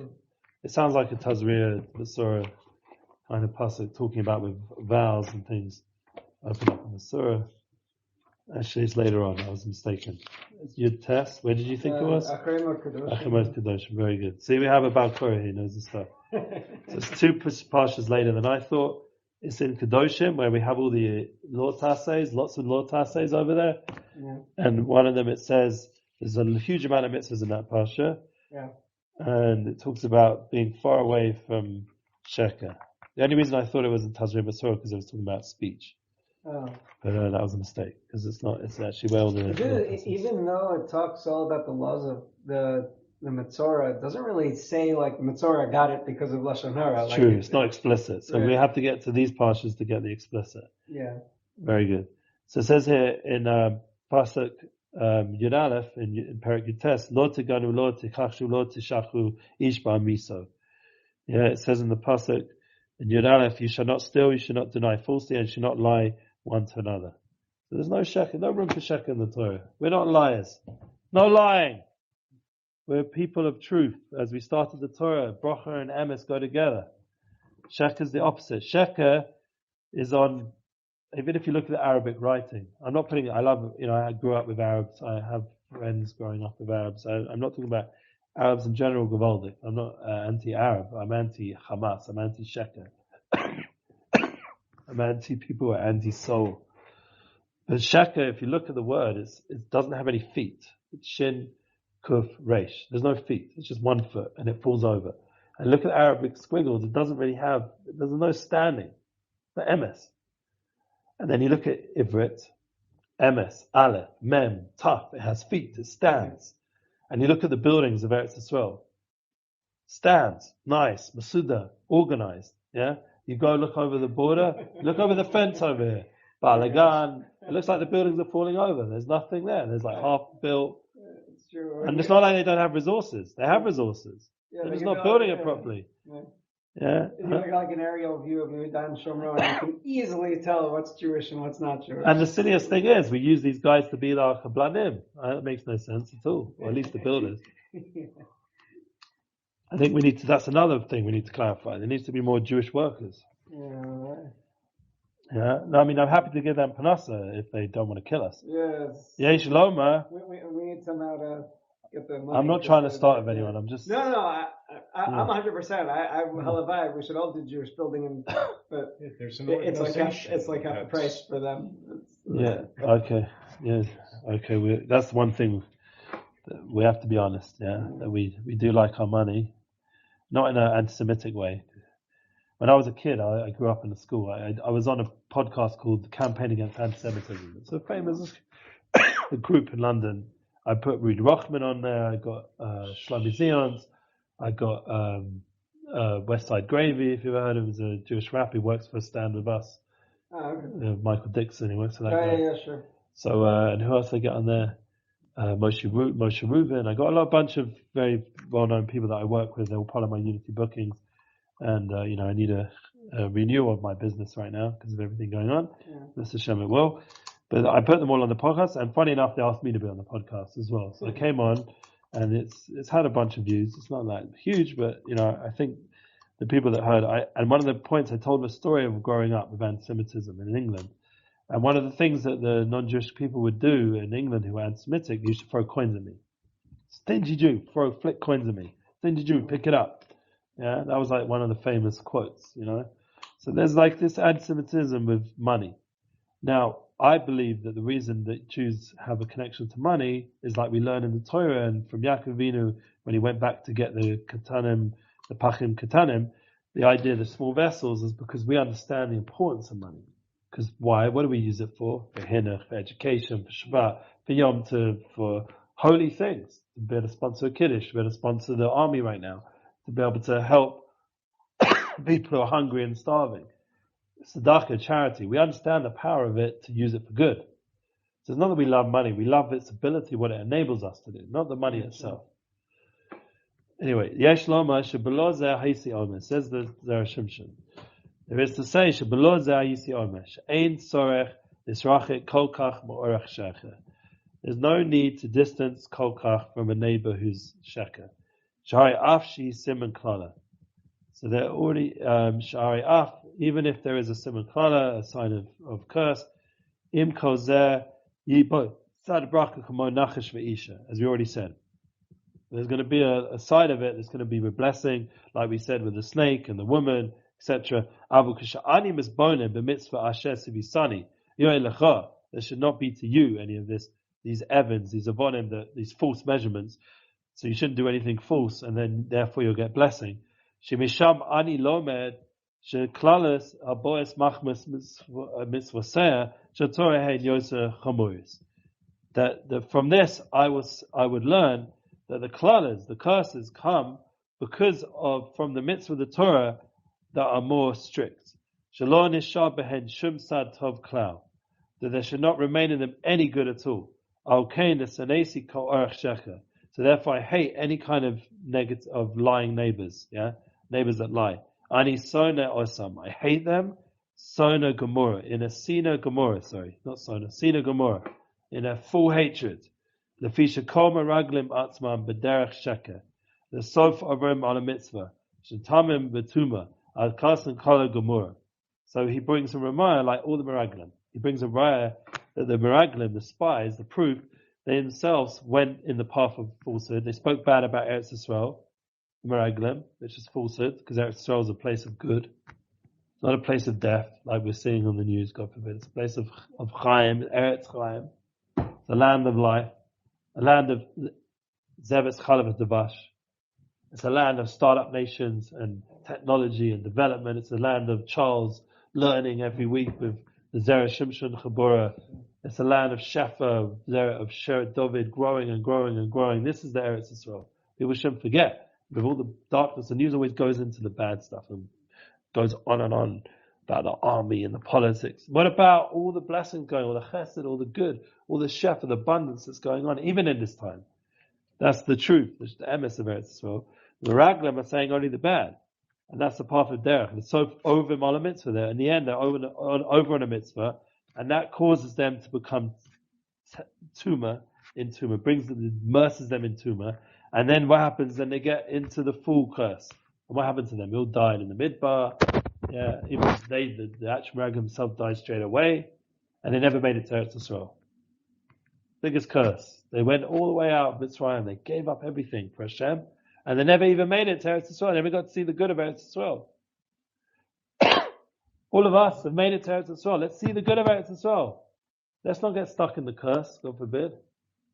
That's what we need to tune into. The bracha of Eretz Yisrael. Bereshit. I was saying to our friend here before you came that it comes out. Bereshit is a Parshat bracha that we're learning. We're experiencing this churban that's going on in Eretz Yisrael because somehow there's going to be awe from the choshen. There's going to be bracha from the klala. There's going to be something good coming out of this. Because it has to be. That's part of the reason it came out this week. Why? Why did it have to begin now? Why did it have to begin before Shmini it says before Simchas Torah and after Simchas Torah? It's like a new world. Hashem's creating a new world, literally, so that for Am Yisrael, for the world. The Tohu Vavohu started that morning, and now we need the Or. Shlomo said he bought, and I heard it also. Yeah, the Ruach. Moshe Weinberg also said it. Maybe he got it from Moshe Weinberg. I don't know. Or he got it from Koach. Ruach Hapeinu, the Mashiach Hashem, is coming. Ruach Marachepes ala Pnei Hamayim. The Ruach of Mashiach is hovering over the Mayim.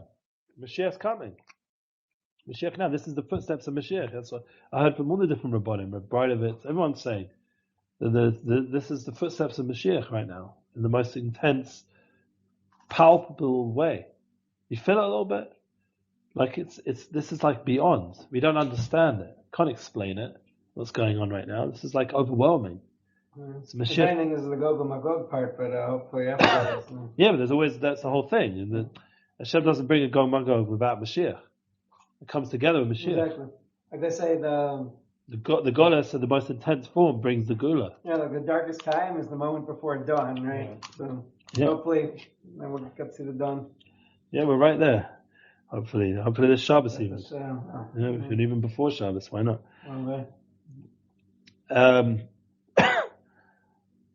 Okay, so we're gonna just go ahead because we have to. Ella the Fize Derech Zeh. Rather, according to this Yesh Ledakt B'mai. That I'm reading Beperik Kama de Brochas. Why does it say this in the first Perik of Brochas? Oti a Brocha Hedet Kala Beinecha. I don't know if we need to get the Gemara on this because it's pretty short. It says, don't see the Brocha of a small person light in your eyes. And we can put these back. Baruch Hashem, he did well. Thank you very much. But the idea that don't see the Brocha of a small person. Like when I give Brochas, I'm a Kohen, so I have a little bit more power and blessing, I hope. But even then, I'm a small person. So then, don't see my small little brachas I give every Shabbos as small in your eyes. Because even a small person gives blessings is a big thing. Says the Gemara. Perik ches dekama. Baba kama samagimel. Altia klalis hediet kala beinecha. And don't see the curse of a small person, God forbid, it's the other way around, as small in your eyes. Halo bracha v'kalazu einem ba'os m'koach mitzvos ha'torah. Min aroi hu shetianu kalas. Sha'af im mina shamayim askima ba'os ha'klala ye ba'ez sad tob. Wow. That even if from Shamayim they agree with this klala, there would be in a sad tov, which is what we're sort of going through right now. We're going through a tremendous klala, and unfortunately, it seems like Shamayim agreed with it because it would have happened. How did the security? I don't want to get political now. I'm just saying it as a question. How does the security of the best security in the world, and I heard this from Rabbanim, so I'm not just saying this myself. How does it manage Rabbanim? How does it manage to the best Shin Bet, the best Mossad, the best, just general security of the whole world? We made, as even Joe Rogan quoted, we made Pegasus that's able to trace things on and get into people's phones and find out what the Crown Prince of Saudi Arabia said to his mate, and we're able to see things. We have the best technology in the world and high tech. How can we have a security breach so ridiculous and tragic as this past Shabbat? It was like 6 to 8 hours or something, no response. Like, how did we have? I think there was even phone calls made by phone. It wasn't even like they needed fancy security systems. People phoned and said this is happening, and nothing really responded so quick. How? A lot of questions, but we don't have answers right now. It's not the time for the answers. It's just the time to be in awe that this was from Shemaim. Because if Shemaim hadn't agreed, it never would have happened. Hashem agreed to this klala, but it has a sad tov. That's what the Zera Shimshon is saying. He didn't say about this situation, but I'm just throwing it in, connecting it. Anyone arguing with me with that? Seems like this is like Hashgacha Pratis, we're learning this, yeah? The Torah, everything, Torah talks to us according to the times. So the Parshat Shavua always has something related to what's going on. It's a famous quote from Tzaddikim that the Kriya is Mo'orah Zman. Yeah? You heard this concept? See, Shesvarim brings it. It must be from some, maybe a Zohar, I don't know. Maybe it's even a Gemara. The idea with the Kriya, when you read the Parsha, it's Mo'orah, it wakens up the time we're in. So really, on a deeper level, the Parsha actually has in it a deeper connection to the time than even the time. Has a more power to it, because it's the Torah. The Torah is the panemius of the time. I heard this once from Rav Leiboega, Rav Sodek. The Torah has in it a panemius understanding of the time. So it's much deeper, it's much inner. It gives us a deeper insight to the time than even the time would say. To say this is Tishrei, it's Mansim Chaseinu. The deeper sugya is the Kriya. Go to the Torah, and what does the Torah say? We're saying the Torah says that in Shemayim they were maskim to give klala. But even there, yeh bo eza sad tov.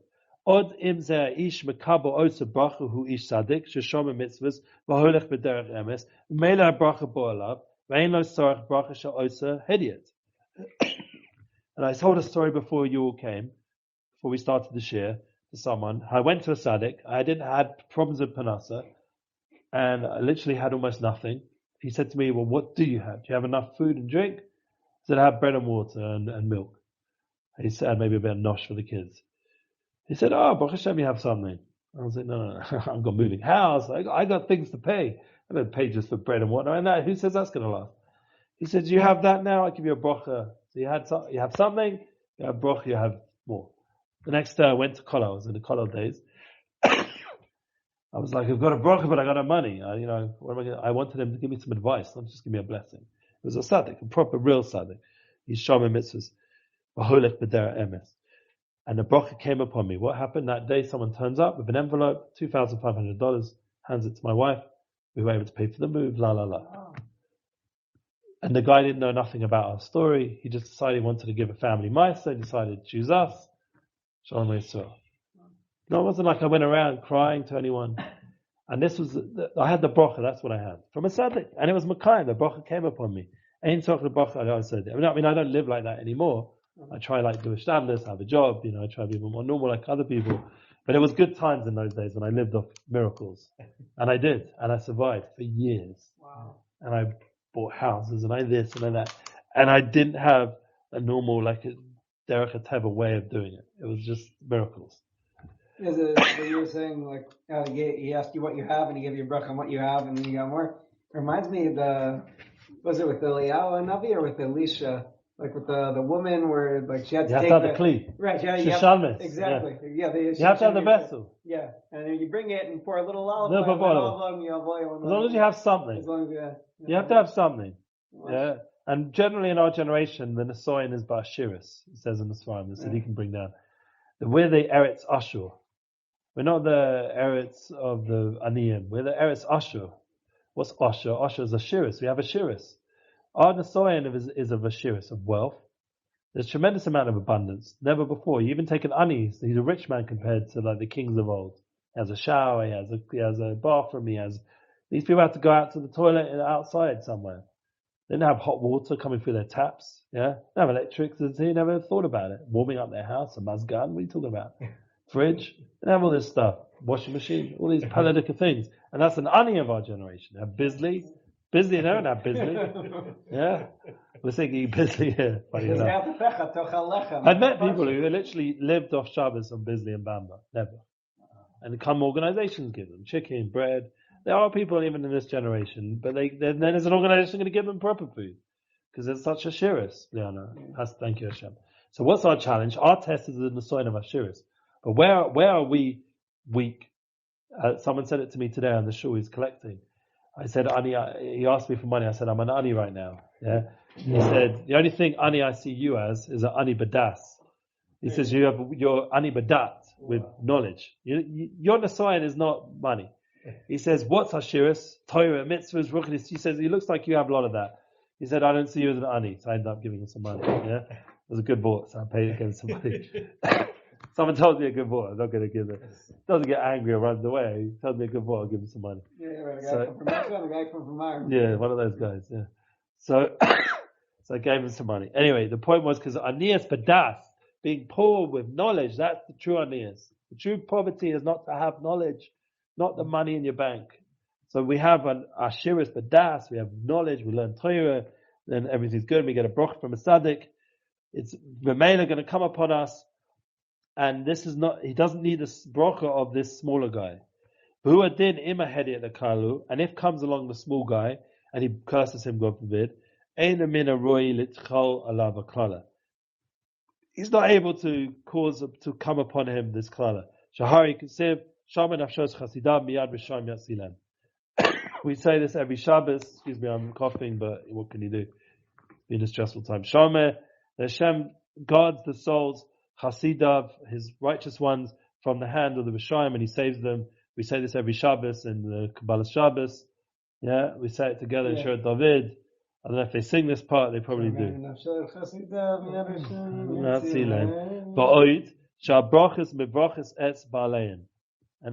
And furthermore, that these blessings from the blessings are from like the owner of them.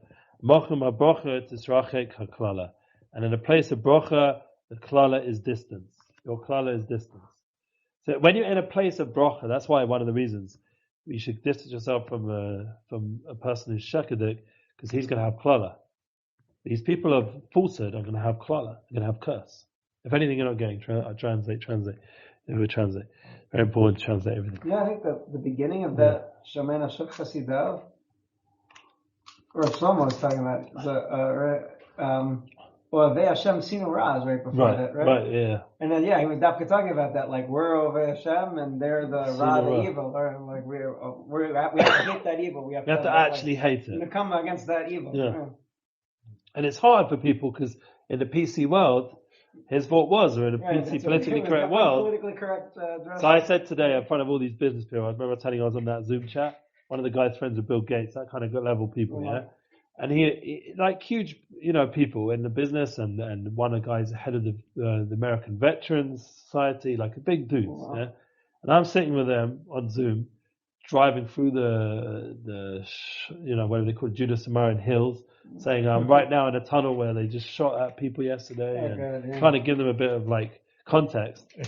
And I said to them, like the whole idea of the whole thing with the sheker, with hating the sheker, I said to them, I have to be politically correct on some level because this is a group where we try not to get political. But I said, at the end of the day, you're asking me a question. You're asking about Chafashas Chala, interestingly. So I said, I'm just going to tell you what it says. Whether you understand it or not, it doesn't sound like modern day Ashkafa, but I'm going to give it. And I told about Adam and Chava, and taking from it's a tikkun from the Chet of Adam Rishon, from Chava caused darkness in the world. She has to fix it. It's hard to say that to people who are feminists or whatever, but we're fixing it with the Chala and the Adlachas Neiris and the Fashas Chala and Taras Mishpacha. We just learned about Taras Mishpacha as well. We're fixing the Chet of Adam Rishon through these mitzvahs, yeah. And the concept, I went into it and I said, I'm not going to put it. And then I went into that. I quoted Ben Shapiro.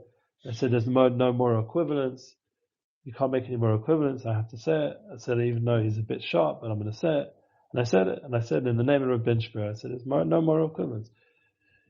It's true. He's been strong. If you've been listening to Ben's been it's always great. Fire. I mean, more than ever. I saw something today. He's brimming over with fire. Somebody posted on Twitter. Megan Kelly, too. I haven't listened to her. Yeah, she's just like... Yeah. My wife listens to her.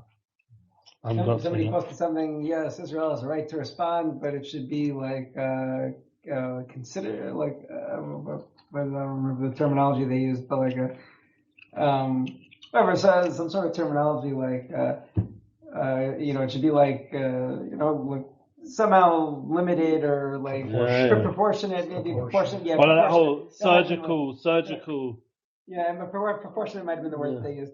And so somebody retweeted it and responded, okay, so but we don't want to respond proportionally because that would mean like raping and mutilating and doing all that to them, and we don't want to respond proportionally. Yeah, we don't even want to do that. Exactly. That's so like far from our essence. We never wanted to have a war with you. It's the first thing Bibi said. I don't want a war with you. Yeah. I never wanted this war. You chose it. Yeah. You made this war happen. We never wanted it. We are busy building technology to save people from cancer, and we're trying to save the world. We're not interested in your rubbish. We're not fighting over land. You've got your part, we've got ours. Shalom Yisrael, leave us alone. They're not interested. Like everyone said, if we would put our gun down. Someone said this on the chat. He said, I'm a Christian. He's just a guy on this chat, the Zoom today. Someone said it today on Zoom. He said, I'm a Christian, and I believe 100% if Israelis would put down their guns, Hamas will come and kill every one of them. Yeah, absolutely. And if the Hamas put down their guns, we'll be like, okay, great. Get on with your life. Build up Gaza. Get rid of your tunnels. Use your money for hospitals and education, and we could do business together. You know. So I think they even dug up water pipes. Like we have water pipes to give them water, and they even dug them up to use them somehow to attack us. Anyway, it's such a obvious display of truth and emes and bracha and klala, blessing and curse, and we're seeing this. And the amazing thing here, by connecting yourself to the tzaddik in a mokum bracha, tirchach klala, connect into the bracha. This is an eretz of bracha. We're learning the Zera Shimshon. It brings Yeshua. Connect yourself into a place of bracha, and that will get rid of all the klala. Lahefech imhu rasha v'holech acha sheker. And if he's a rasha who's running after the sheker, hakala b'olav, he's going to get all these klalas. Ein lo sorech haklaso sha'osa hediyot. V'af im yivarcheu mikol mokum osa rasha einem izman lebracha. Bezuman lebracha. He won't get any of the bracha. Why? Because he's busy with the klala. He's in the place of klala. He's running after sheker. Sheker brings, falsehood brings klala, not bracha, brings klala. Falsehood brings klala. You do business dishonestly, klala. You talk online, fake news, make up all this garbage, tell lies about Am Yisrael and who we are, falsify the Torah, falsify religion, falsify. You say in the name of Hashem and you're killing people, raping. It's nothing to do with Hashem, nothing to do with Allah, nothing to do with anything. There's a famous comedian who I actually really like one of these days. I'm not saying anyone should go to him and watch his stuff, but you should if you want to calm down a little bit and need to heal and chill out a little bit for 5 minutes after all the stress of the shir and everything else. You go to Guy Hochman. If you heard of Guy Hochman, he's a funny guy. Anyway. Not. You probably shouldn't go check him out, but nevertheless, I've become a little bit of a fan of him because he's crazy and he's Israeli, and and specifically this time he's like on fire right now. He was the kind of guy who went into the World Cup in where was it in Qatar? He went to the World Cup in Qatar, and he went around saying he's Israeli and. Like starting on everyone and like waving the Israeli flag and like pushing it into everyone's face, came into the stadium with an Israeli flag, like did everything to trigger everyone. It was like amazing. And they all went nuts. They were like 1 minute they were like they thought he was on his side, and then suddenly he like switches it. He's so quick. Right. He's so witty. He switched it on them, and then they're like, what? And then he's like already run off already, you know? And it's so risky. He could have like been killed many times, and Hashem protects him. Anyway, so he's a soldier, right? He's gone to reservist. He's a Miluim. And he's in the Miluim, and he's doing all these jokes.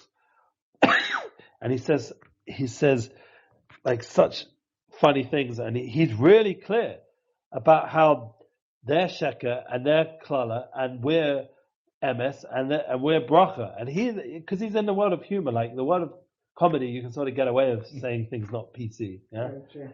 So you watch him, and he's like, the latest one, he said, I'm a lion, and I'm going to come and like eat you all, you mother, he's swearing, and it's like, it's not clean, but he's like going for it, He's saying all the stuff the rabbis want to say,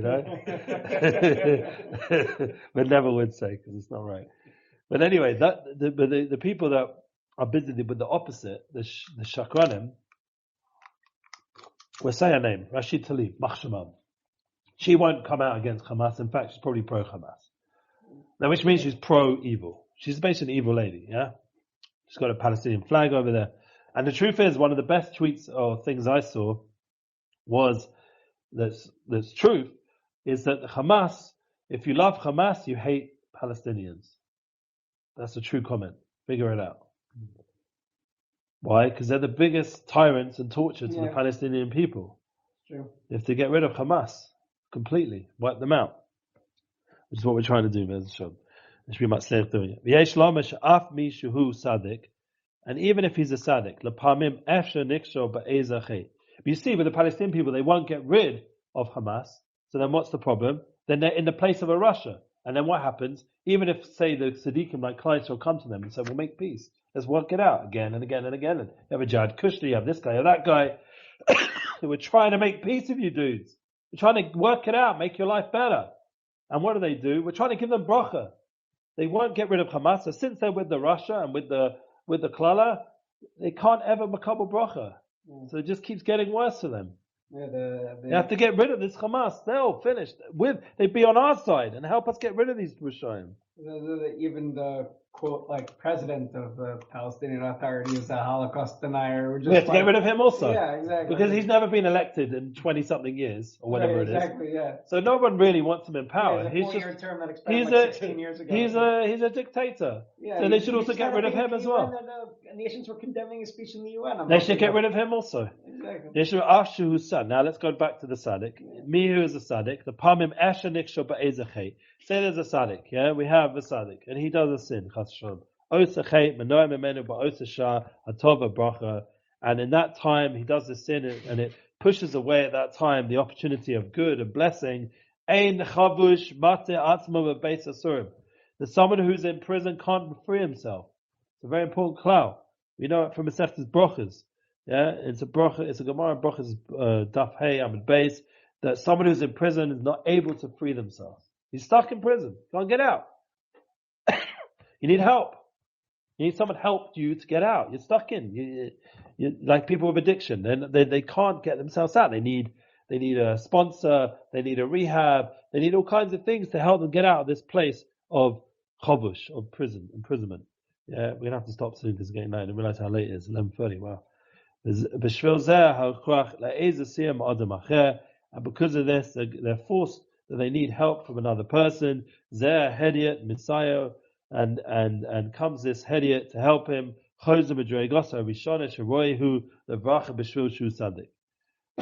along the Hediot and helps him get back to the original level, and he can get blessing because of because he's a tzaddik, and tzaddik gets a bracha.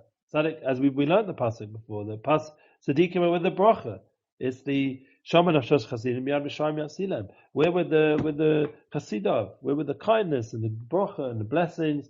The tzaddik gets the bracha, and he needs the help of even a hediot to help him get out of his situation, which is interesting. I would say the pshat is there. You know, I'm not trying to touch up the Zera Shimshon, but I just feel like this is something which I've experienced. I don't hold of myself as a tzaddik, but whatever little bit of connection I've had with tzaddikim that's rubbed off on me, and it's helped me help others, that by helping others, that helps you become more of a tzaddik. That's the pshat what I would say on this point. Meaning, by learning of other people, by doing this kind of thing, learning like we're doing tonight, Zera Shimshon, even though I'm a hediya, a small person, but we're learning Zera Shimshon, we then get the power by helping each other. We become more of a tzaddik, become more connected to the idea of the tzaddik, like the Zera Shimshon, the tzaddik. We get connected. We makash ourselves to the tzaddik. We makash ourselves to the world of bracha by learning these Torahs. That's why it's so important that we should keep learning these Torahs. And with that, we'll have Yeshuas. And we just end off one more shtickle just because we want to connect to the concept of emes. And then if it comes a small guy, one of these small guys, he wants to give a curse, the opposite. And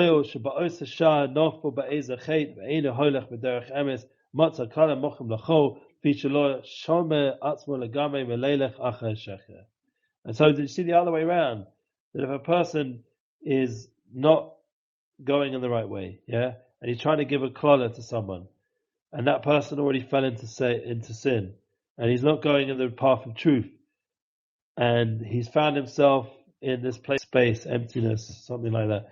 The fishalor shoma, he's not guarded himself, the gamre, and he goes after sheker.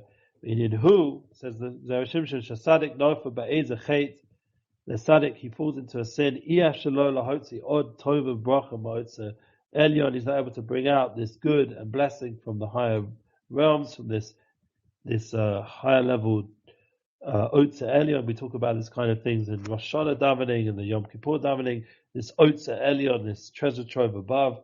Shahoyo shel Sadikim choshev lehem HaKadosh Baruch Hu Shagogas Kazdonis. Yeah. And since the Sadiqim think to Hashem HaKadosh Baruch Hu makes like the Shagogas, the by accident into on purpose, Amnan says the Zera Shimshon, yeah, we're just going to go flying because I just want to finish off one more shtickle. Kashavor Hedit Ache Shekaimalei Shatei V'Vacheu Hoyo LeHedit Choshev Lehem Hazdonis Shagogas Moyo so he's sort of explaining what we were saying before. It's a deep concept. Becomes the chediya, the small guy, after that he has shaitei b'vacheu, that he's a time of blessing. Hoyo lehediyat choshev lehem hazdonas, and he turns the on purpose sins into by accident things. Moyo shape shetavor latova, and then it helps him that he's able to shape, to improve and come to good and bring blessing to the tzaddik, this tzaddik. So you see the idea of this hediya can help the tzaddik. It's a deep idea. I think that's what he's saying, no? The hediya, the small guy, yeah, us can help the tzaddik. We can help the Zera Shimshon. We can do it literally by helping share it to our sphere of influence, by helping bringing good, trying to bring bracha, trying to influence the tzaddik more and more, sharing his Torah, sharing his good midas to the world, his eitzes, midas hadin eini yochla, and then the aspect of judgment can't prevent him in any way.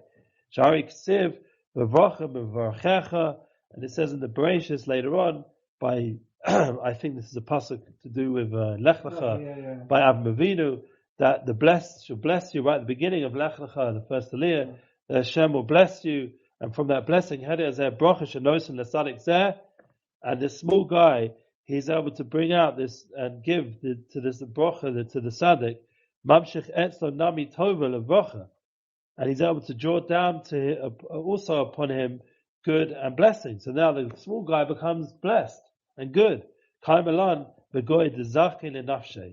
It's a Gemara in Baba Metzia that from the nation will zake lenafshe, will bring merit to his soul. Zake nami lachrene, and will bring merit also to the other soul. Lahefech nami, and also the other way around. Shai kisiv. So alright, so we'll end off with this. The basic, this is a very important klal in Sefer Bereshit, because we're now in Sefer Bereshit, a new Sefer. We're learning Zera Shimshon. We got already now, it's already 11:30, another half an hour. Hopefully the Koach will come. I hope they're coming. I don't know, maybe because of the Sakkal they won't come. I mean, it's all here. It's all ready for them if they want to come. The idea that Baruch Hashem, and I set up the shir, so if they do come, it's ready. And I told the rabbi. So the idea that we have this amazing ability for a small person to come and help the tzaddik have more hashpah, bracha, bring more good. And says Zera Shimshon, not only will it be good for the tzaddik who he's helping, but it will bring blessing to him as well, to the person helping the tzaddik. And that's why I would say, to end off today, our beautiful shir, that we all need to help share the Zera Shimshon, because we're helping the tzaddik. The Zera Shimshon's a tzaddik, and we're helping him, bringing him bracha and bringing alive his Torah in 2023, 5784, in a time of Muhammad. We're learning it in Eretz Yisrael. We're not sitting in our homes crying. We're learning Torah, making lechayas. People online are learning together, joining us. We have the ability to bring bracha to the world, and with that power, we bring bracha to ourselves. And then with that, we should be blessed with Yeshua's or Shmer Aliyona, and please God will be Zocheh to Gal Tzedek. Parshat Bereshit will have the Tikkun Olam, and Tikkun Chay Al Marishon, the true Tikkun, the true emes will be clear, and we'll have all the brachas Mekayim B'Shlemus. Amen. Amen. Thank you for joining us. We miss you, Charles. We'll see you soon, hopefully. Are you online? Maybe I'll hear that.